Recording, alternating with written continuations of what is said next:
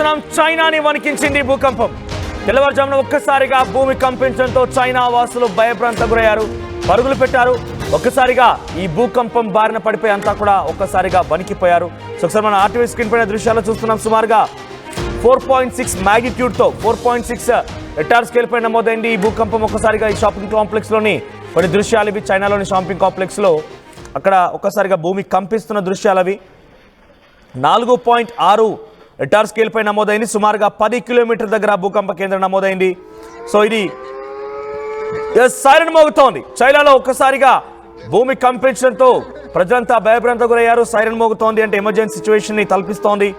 So according to US geological survey ప్రకారంగా 6 గంటల 30 నిమిషాల సమయంలో, అంటే ఈరోజు ఉదయాన్నే 6 గంటల 30 నిమిషాల సమయంలో బవోషాన్ యునాన్ ప్రాంతంలో 10 కిలోమీటర్ దగ్గర ఈ భూకంప కేంద్రం నమోదైంది. అంటే భూమి లోపల 10 కిలోమీటర్ దూరంలో ఈ భూకంప కేంద్రం నమోదైంది. ఇక్కడ 4.6 ఎర్త్క్వేక్ 4.6 రెక్టర్ స్కేల్ అనేది కొంత మనకి చూడడానికి రెక్టర్ స్కేల్ నార్మల్ గానే ఉంది. ఎల్లో అలర్ట్ జారీ చేశారు, కానీ దీని ప్రభావం ఎక్కువగా ఉంది. ఎందుకంటే 10 కిలోమీటర్ దగ్గరే భూకంప కేంద్రం నమోదైంది కాబట్టి కొంత పెద్ద ఎత్తున ఆందోళన కలిగించే విధంగా ప్రజలంతా కూడా భయభ్రాంతకు గురయ్యారు.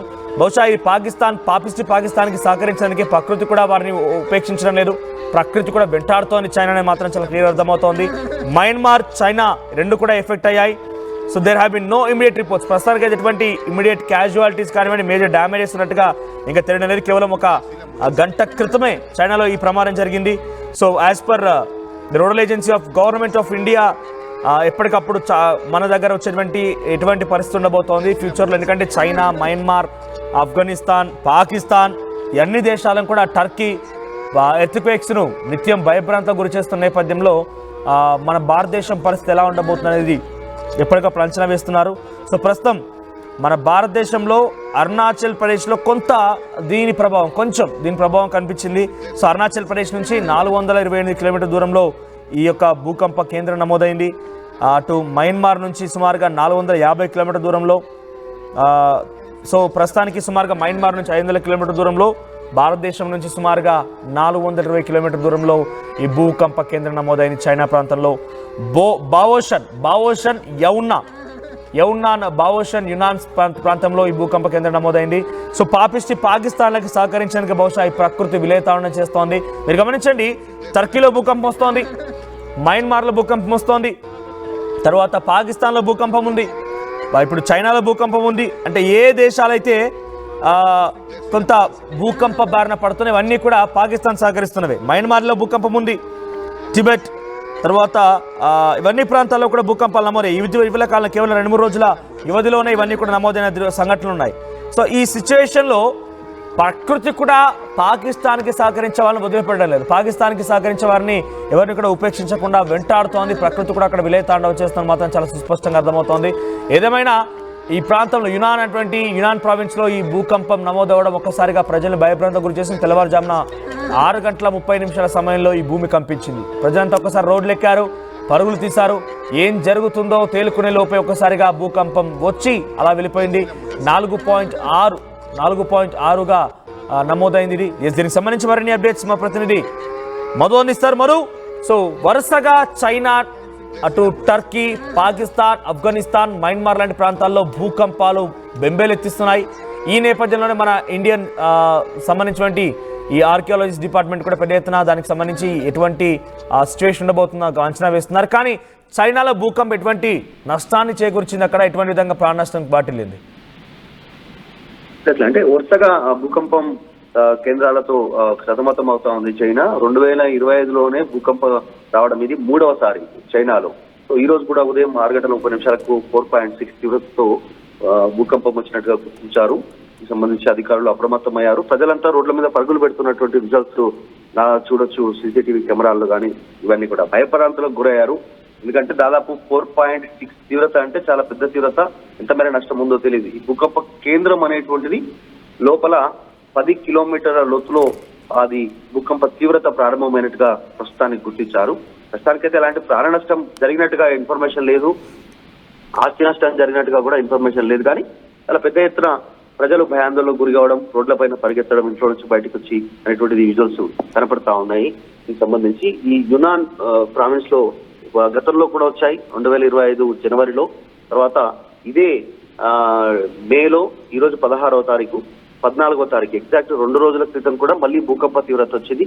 దీని ఎఫెక్ట్ మయన్మార్ కానీ, పాకిస్తాన్ కానీ, ఆఫ్ఘనిస్తాను, చైనాతో పాటు వీటన్నిటికీ ఎఫెక్ట్ ఉన్నట్టుగా చెప్తా ఉన్నారు. ఇక్కడ లోపల ఈ తీవ్రత సంబంధించినటువంటి దాంతో ఏ దేశాలు ఎఫెక్ట్ అవుతా ఉన్నాయి భూకంప తీవ్రత కేంద్రం నుంచి అనేటువంటిది నేషనల్ సెంటర్ ఫర్ సెస్మాలజీ వాళ్ళు గుర్తించారు. దీనికి సంబంధించి డీటెయిల్స్ తెలుసుకుంటున్నారు. దీనికి గల కారణాలేంటి, పదే పదే ఎందుకు భూకంపం అక్కడే సంభవిస్తా ఉంది, ఆ ప్రాంతాల్లోనే మ్యాగ్నిట్యూడ్ ఆ ప్రాంత ఆ ఏరియాలోనే ఎందుకు వస్తుంది అనేటువంటి తెలుసుకునే ప్రయత్నం చేస్తా ఉన్నారు. ఒక్కసారిగా ప్రజలు భయాందోళనకు గురయ్యారు భూకంప తీవ్రతతో. కాకపోతే వరుస భూకంపాలు అదే ప్రాంతంలో, ఆ చుట్టుపక్కల ప్రాంతంలోనే ఇది రావడం 2025 సంవత్సరంలో జనవరి, తర్వాత ఇప్పుడు జనవరి నుంచి ఇక్కడ తీసుకుంటే ఈ రోజు మే వరకు మొత్తం 3 సార్లకు పైగా భూకంప తీవ్రత అదే ప్రాంతంలో నమోదు కావడంతో కాస్త ఆందోళన చెందుతున్నారు ప్రజలంతా కూడా. మధు, అంటే వరుసగా వెస్ట్రన్ కంట్రీస్ లో మొత్తం కూడా ఈ భూకంపాలు సంభవిస్తున్నాయి. పాకిస్తాన్, ఆఫ్ఘనిస్తాన్, టర్కీ, తర్వాత ఇటు చైనా, మయన్మార్, ఇవన్నీ కూడా అంటే భారతదేశం చుట్టుముట్టిన దేశాలన్నింటిలో కూడా భూకంపాలు నిత్యం సంభవిస్తున్నాయి. రోజుకొకసారి కంపల్సరీగా భూకంపాలకు సంబంధించి వార్తలు వింటూనే ఉన్నాం. So national centre for seismology ఎప్పటికప్పుడు గమనిస్తోంది అని చెప్తున్న నేపథ్యంలో ఏం జరిగి ఉంటుంది, అసలు భూమి పొరల్లో ఎటువంటి కదలికలు ఉన్నాయి, అటు ఆ ప్రమాదం ఏదైనా భారతదేశం పైన పడే అవకాశం ఉందా? అంటే ఆఫ్ఘనిస్తాన్ లో 4 గంటలకు సంభవించినట్టుగా తెలుస్తా ఉంది ఇదే భూకంపం ఇదే రోజు.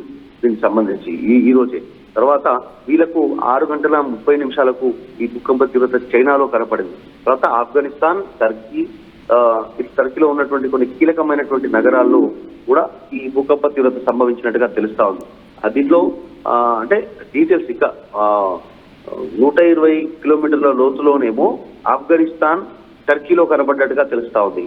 చైనాలోనేమో దాదాపు 30 కిలోమీటర్ల దూరంలో దీనికి సంబంధించినటువంటి 10 కిలోమీటర్ల లోతులో చైనాలో కనపడినట్టుగా తెలుస్తా ఉంది. అంటే ప్రధానంగా ఇది చైనాలో భూకంప తీవ్రత ప్రారంభమైంది, దానితో చుట్టుపక్కల ఉన్నటువంటి దేశాల్లో కూడా ఎఫెక్ట్ కనపడతా ఉంది. భూటాన్, తర్వాత మయన్మార్, పాకిస్తాన్, ఆఫ్ఘనిస్తాన్, టర్కీ, ఈ దేశాల్లో కూడా దీని తీవ్రత కనిపించింది. దీనికి సంబంధించి పూర్తి స్థాయిలో డీటెయిల్స్ కోసం చూస్తా ఉన్నారు. ఈ డీటెయిల్స్ లో ప్రజెంట్ అయితే national centre for seismology department ఉందో భూకంప తీవ్రతను మీరు చెప్తున్న ప్రకారంగా ఆఫ్ఘనిస్తాన్ లో కూడా ఉదయాన్నే తెల్లవారుజామున 5-6 గంటల ప్రాంతంలో అక్కడ భూమి కంపించినట్టుగా తెలుస్తోంది. సో చైనాలో 6:30 సమయంలో, అంతకంటే ముందే 5 గంటల సమయానికి టిబెట్ ని కూడా భూకంపం వణికించింది. నేపాల్ లాంటి ప్రాంతాల్లో కూడా భూమి కంపించినట్టు తెలుస్తోంది. అక్కడ ఏకంగా 5.7 తీవ్రతతో భూమి కంపించింది.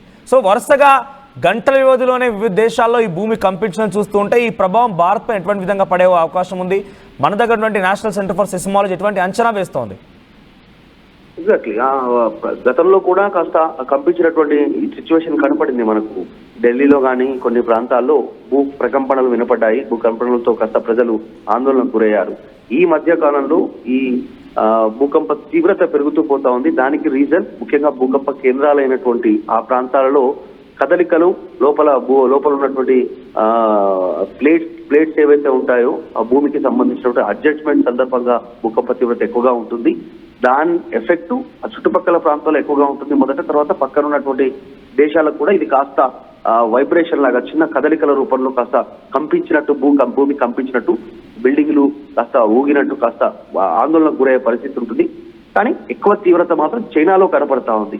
చైనాలో రిపీట్ అవుతా ఉంది ఇది పదే పదే. దానికి గల కారణాలను తెలుసుకునే ప్రయత్నం చేస్తా ఉన్నారు. రైట్ మధు.